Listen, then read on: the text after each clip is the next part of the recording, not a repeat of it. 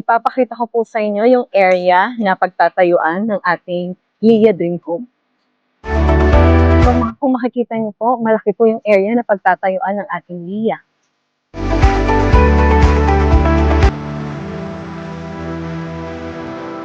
Ang kagandahan po dito ay maganda po ang ating community dahil mas malapit po ito sa Zone 1 commercial area and mas malapit po sa Cavitex and Calax exit, kung saan mas madali kayong makapunta sa airport, Mall of Asia, PITX. Kaya kung interested po sila, ang reservation lang po ni Lia ay only 15,000 at makakuha na po kayo ng inyong sariling bahay. So, ito po siya, hanggang dito yung lot.